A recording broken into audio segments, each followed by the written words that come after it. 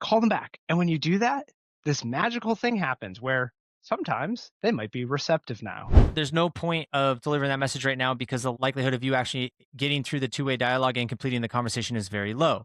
What most reps will try to do is just spit the message out there. And that's no different than going back to the advertisement where it's like, hey, impression was served, right? We all see this if you've ever done any content yourself. Oh, look at all these impressions. Yeah, but like what we're really after is did they click through? And ultimately, did they get to our capture? All right, welcome back to another edition of Outbound Fluff No Sales. Today we're going to talk about some tactical elements. I love your face. What are you doing there, Ryan? All right, we're going to give you 3 definitions today because we get asked this all the time. I'm going to try to do this with a straight face as Ryan is losing his mind. What's actually a connect? What is a connect incomplete? And what is a completion? If you enjoyed this episode, hit subscribe. We got to do something about Ryan here. That's Ryan. I'm Ronen. We're the outbound operators. Let's dive into it. Yay! We make dials. Dial to connect rate Bring, is bring. Hello. actually a very interesting metric when you think about the way things are reported in the market, because depending on the tool that someone's using, connects themselves are an interesting conversation. So you have to like first educate people on what do we talk about when we talk about a connect in the first place. So in our world, you make dials, and then dials, the first conversion rate you should track is a connect, but a connect to us is a connect with the intended target. This is Right. not Has to be the right person, not a gatekeeper, not someone with the same name who's not your actual target. the target from your list. So the number that I have for the person, if I'm trying to call a Ryan, if I'm trying to call a Ryan and Ryan picks up the phone, that is a connect. I'm calling Ryan Reiser picked up the phone. That would be a connect. The number that I had for this Ryan Reiser is a connect. It's not a gatekeeper. It's not an operator. It's not someone like that. The number that I have, I dial it, matches the name I'm trying to reach. This is really important because there are people that make calls and they're like, oh, we don't have a connect rate problem. We call dental offices. Everyone picks up.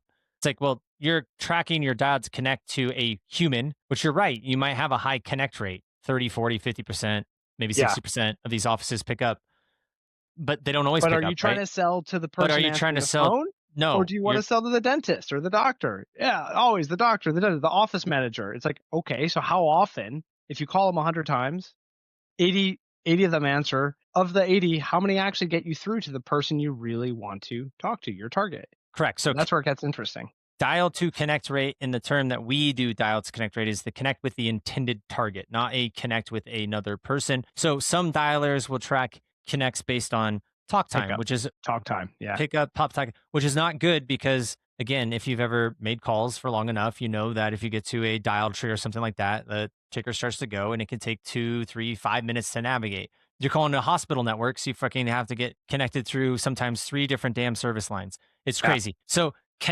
dial to connect needs to be to the intended person by name that you're trying to reach. Now, once you get to a connect, now you're looking for a completion. So we What want to is a completion, Ryan?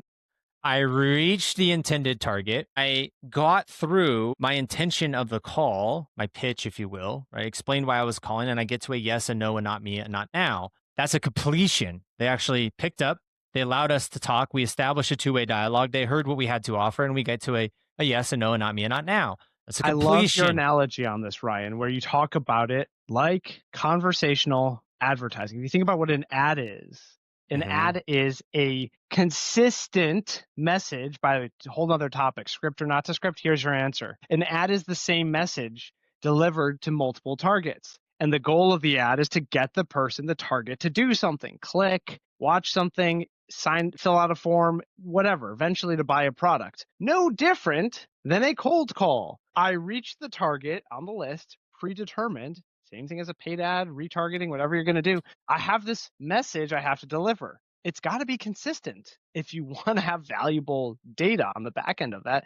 Did the message get delivered? And was there some sort of information I learned by delivering the message? That's how I like to talk about what a completion is. I deliver the message and I learn something. So a classic example of what is not a completion, I get through to the pitch and they go, yeah, I'm not interested. Thanks, bye. And they hang up.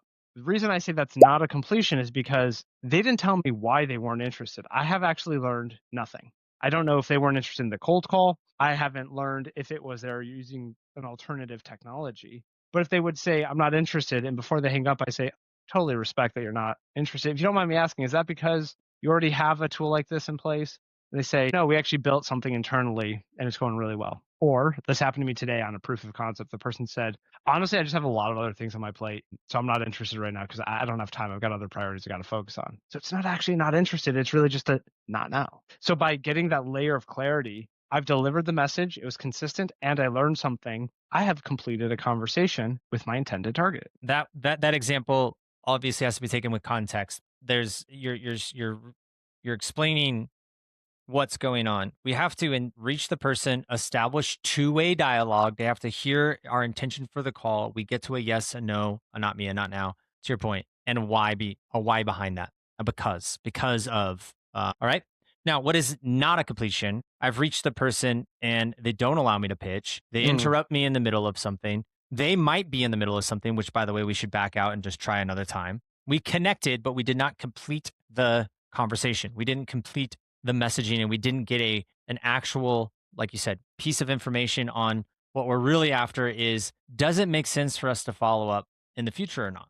Right. So we're moving towards receptivity of our audience and trying to get into a window of when is the appropriate time to begin moving away from marketing, conversational advertising, into sales conversations, which is very, very important for people to distinguish. When they're cold calling, you're really not selling. You should be advertising, right?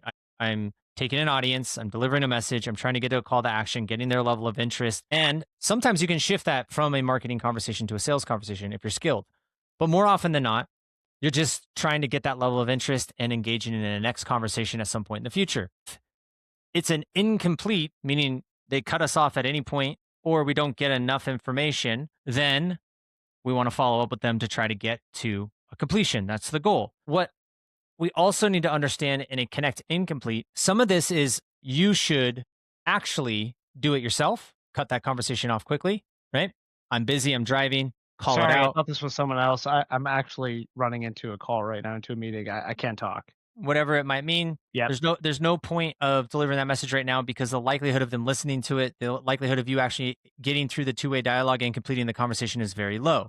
What most reps will try to do is just spit the message out there. And that's no different than going back to the advertisement where it's like, hey, impression was served, right? We all see this if you've ever done any content yourself. Oh, look at all these impressions. Yeah, but like what we're really after is, did they click through? And ultimately, did they get to our capture, right? Like they're really engaged. They've downloaded the piece of content, they've filled in a form filled or Yeah. something of that nature. They watched the full video, right?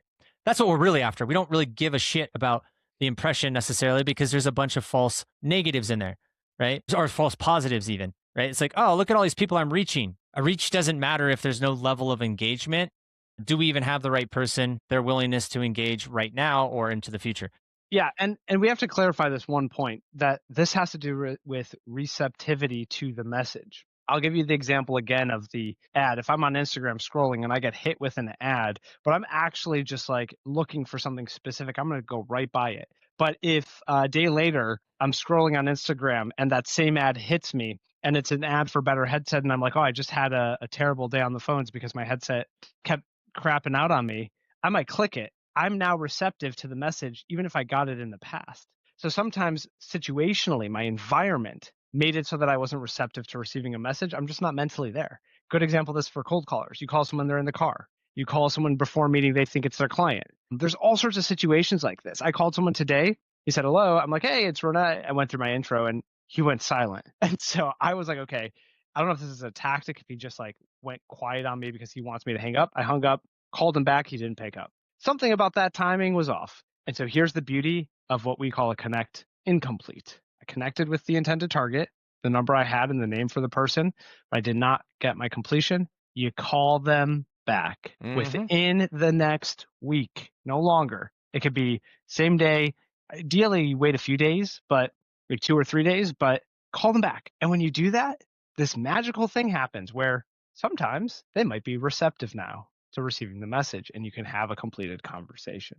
So if you enjoyed this more tactical episode where we talk a little bit about behind the scenes of how we structure the labeling and the system behind what we're doing with our clients of outbound operators. Feel free to follow along, hit the subscribe button. If you want to hear something specific that we didn't cover today, drop it in the chat. We'd love to hear from you. As always, I'm Ronan Pesar. With me is Ryan Reiser, and we're the Outbound Operators. Peace.